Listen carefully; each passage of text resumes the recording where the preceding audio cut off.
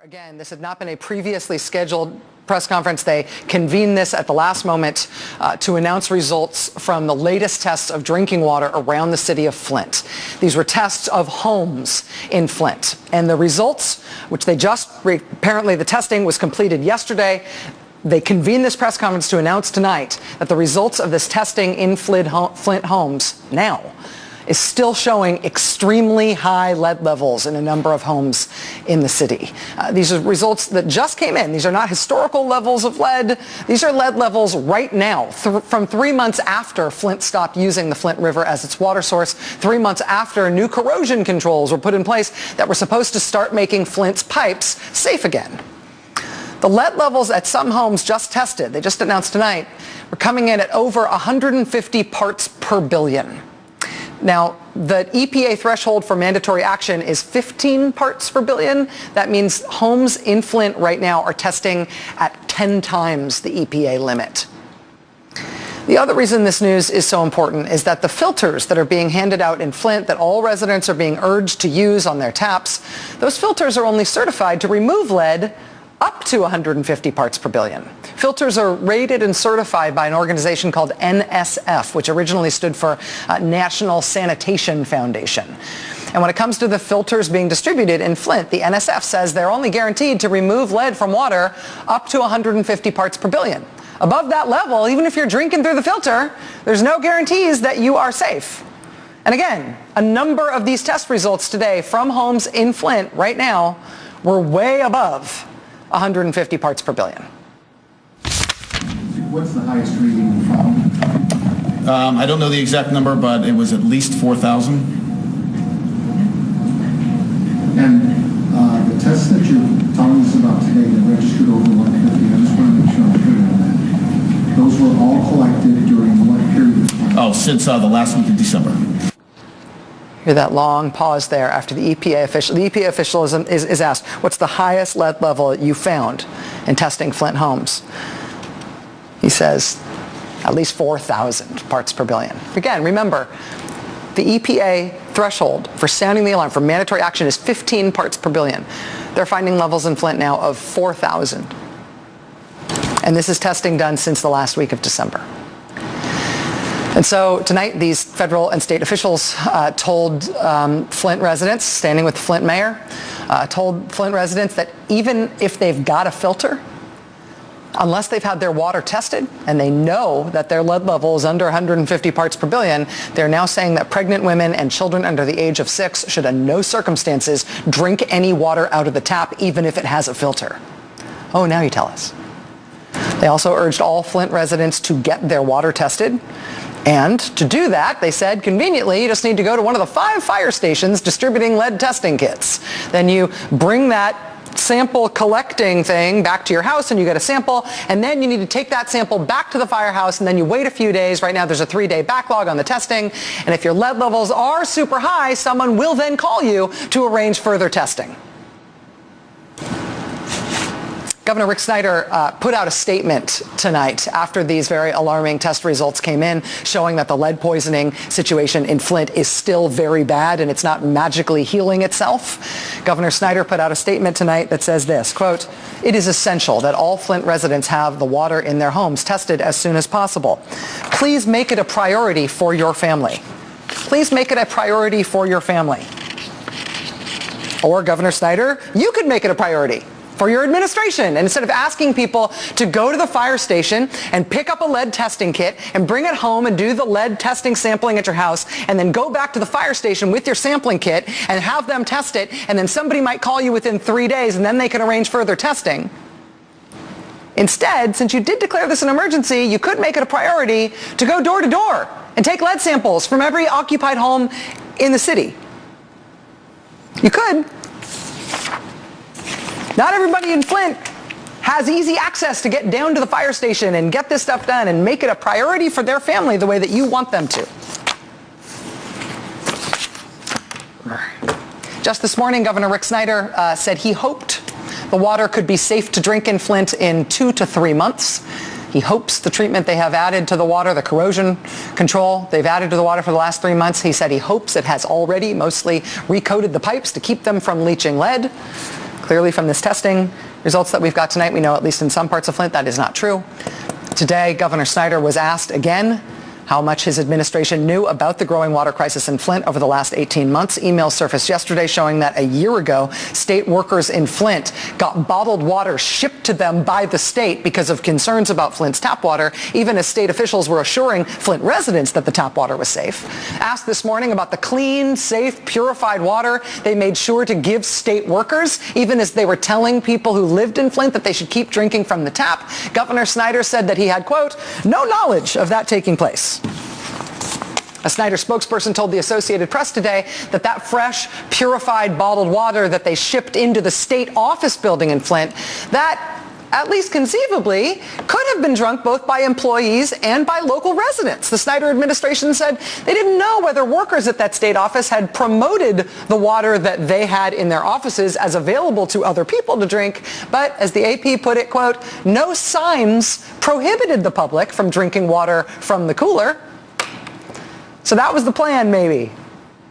Maybe Flint residents will find their way into the state office building in Flint and find their way to the cubicle farms and then find their way to the corner where the purified water has been provided by the Snyder administration for people who work in that building, but not for anybody who lives in Flint. And maybe that's how Flint residents will get clean water shipped to them by the state that fouled their water and turned it poisonous.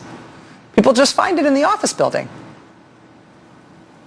Snyder administration confirmed for us today that that bottled water delivery to their state office building in Flint, it continues to this day. So maybe if you are having trouble getting clean water in Flint, you should just carry a big jug down to the state office building and ask if you can fill it up there.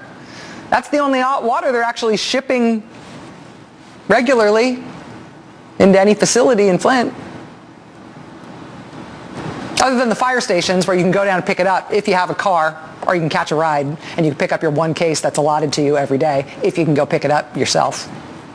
But hey, you know, Rick Snyder says he had no idea state workers were getting safe water so they wouldn't have to drink the stuff in Flint. He has no idea. There's a lot of things that Governor Rick Snyder claims to have had no idea about over the last 18 months, from the rising levels of lead in Flint water to the rising level of lead in children's bodies in Flint to the warnings about the high lead from the EPA. He says he had no idea about any of that. It would be nice if we could really fully investigate what Rick Snyder actually knew, and when he knew it, it would be great if we could see, for instance, emails and documents from him and his staff in 2013 when this decision was made to use the corrosive Flint River as Flint's water source without treating it properly so it wouldn't lead poison the town.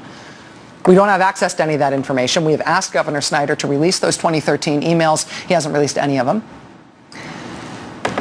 Now, at least, though, somebody else is asking, the United States Congress. Democrats on the House Oversight Committee wrote to Rick Snyder today asking him for, quote, all documents relating to the drinking water supply in Flint, including the decision to switch Flint's source of water and including emails sent to or received by you or members of your staff.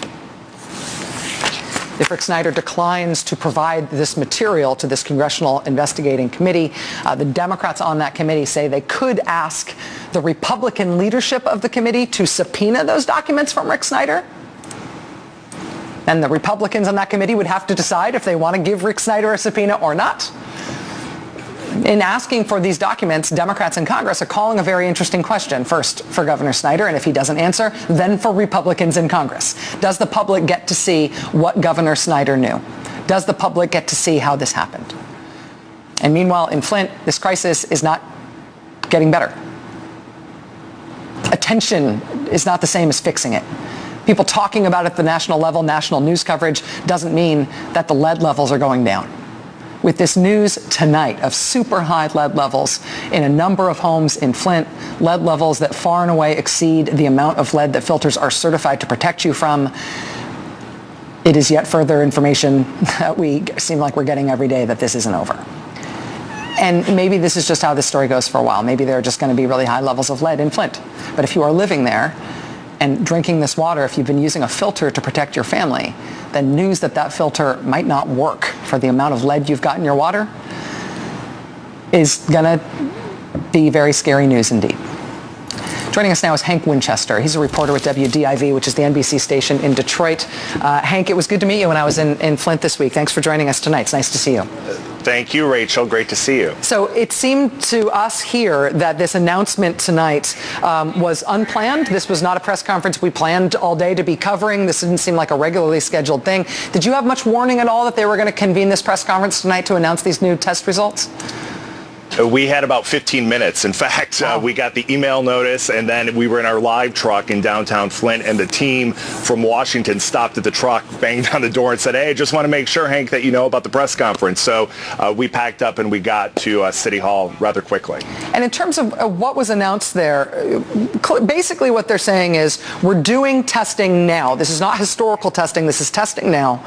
A number of homes in Flint are testing over 150 parts per billion. That's 10 times the EPA standard, and that's above what these filters are certified to be able to handle. We've been telling everybody to drink filtered water. The consequence of that is that filters aren't enough. That if you haven't had the lead levels in your water in your house tested, don't trust the filter. Only use bottled water. That's new advice to the people of Flint, isn't it? It is, and it's very concerning, especially in the cases that you mentioned. We heard from the official during that press conference, one home testing 4,000 parts per billion. Now remember, after 150, the filter is basically obsolete. So now you're telling the people, do not drink the water coming out of the filter, especially if you're pregnant, if you're a small child. What I did appreciate today, and what I'm sure you appreciated also, was how quickly the information got to the people. Yes. This is not a case where emails were being exchanged for months and meetings were taking place and different test results were coming in. These numbers came in late yesterday.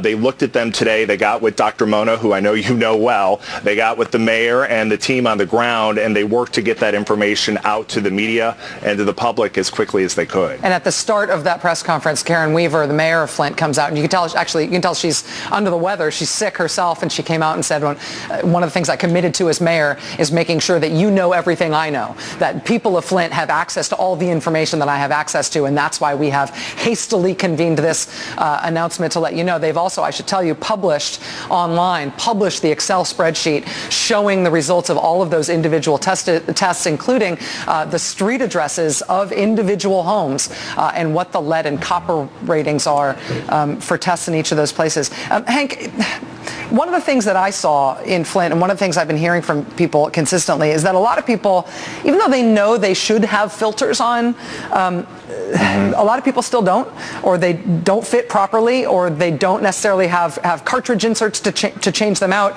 The word is out that people ought to be using filtered water. This is going to complicate that tonight.